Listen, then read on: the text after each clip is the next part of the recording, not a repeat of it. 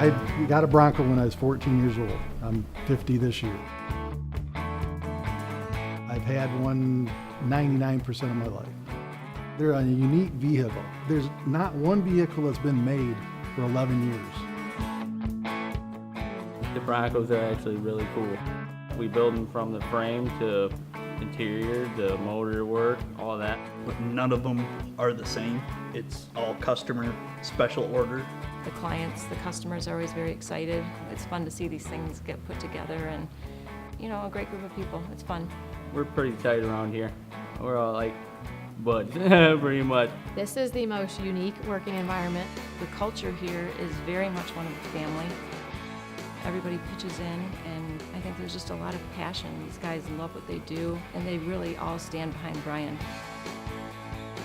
Brian's a real good boss. It's real fun working here. When I started with Brian, he was single, trying to make this business work. During that time, and when we had the business in Albion, he met Kelly, and at that time, things kind of started to change, and it was fun to watch that kind of evolve. We actually did what we both said we would never do. We met online at eHarmony. We'd only been talking about probably a week. It was not long. And he said, how would you feel about meeting for dinner and drinks? Because I'm actually going to be in Texas. And of course she said yes, and the rest is history. We met around 7, and I think our date ended at 4:30 in the morning. And we had the best time. And we pretty much knew, I don't know, you just kind of know sometimes when you meet somebody, it's the right situation. 4 months later, on December 13th, he proposed.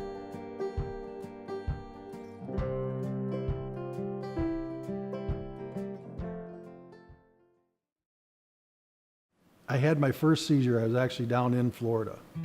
With his kids, Bryce and Carly, and some friends for spring break. I mean, I didn't remember anything. I woke up in the hospital. His friend at the time called and said, Kelly, Brian had a seizure. He's in the ambulance on the way to the hospital. And I don't think it actually, really hit me. I didn't know how to feel. Carly texted me, and the only words that she said was, come quick, brain tumor. So I booked a flight the next day, flew to Florida.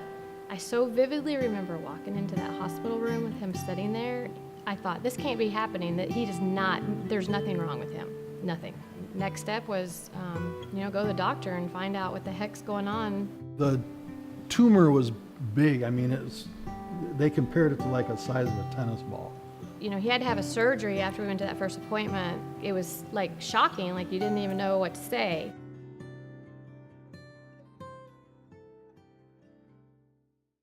It was pretty obvious at that time. She was just kind of a godsend to him, really. I was there every day, and I never left that hospital. I remember there was a male nurse, and I told him one morning, I said, he's gonna walk out of here. He was like, okay. And I said, he's gonna walk out of here. And a week later, Brian did that. For what Kelly has gone through, I'll never forget that. She's a special girl. As devastating as that was, I knew how lucky he was to have her, and she stuck by his side through that whole thing. At that time, I knew I had to make a decision because I was still living in Texas at the time. And I knew I was at this critical moment. What am I gonna do? I have 3 kids. He has 2 kids. I have a house in Texas. He has a house in Michigan. He has a business in Michigan. And I knew in my heart that I was supposed to be here. And I packed everything up, put it in the biggest U-Haul I could drive, and I drove from Texas to Michigan. That's when I immediately dove head in to build a Bronco. I had to become a part of it. I had to learn everything I could about it. And that was really cool to watch. We've been married a little over a year now. It's been a tough 3 years. We kid around and say, it's been like 25, a normal person. Once you can get past that, you can start focusing on the positive. I left everything behind to come up here because the one thing I learned in that hospital room when he was in the hospital that week, I knew when I walked out that door that I loved him and that he changed my life for the better. And you just can't make that up. We're meant to be with each other. It's the best thing that's ever happened. He's hung in there pretty good with that, and he's spent as much time as he can here, you know, through his treatment. He can leave and know that this shop is going to keep running, and we've all got his back, and they've all got each other's backs, and that's the feeling around here, and it's cool, and that's what's neat to be a part of. I mean, this is my dream, you know, to be doing this, and I think we probably right now have the best crew that we've ever had. I think our quality's picked up quite a bit. Our team continues to get better.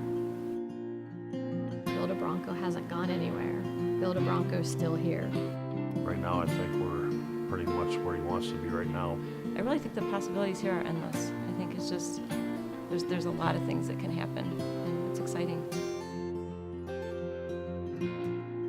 I want a message to go out that I want people to be able to face adversity and come through it and know that there's always a light at the end of the tunnel. Like I said, we've been through hell and back the last 3 years, but we never gave up. We held on tight. I guess that's about it.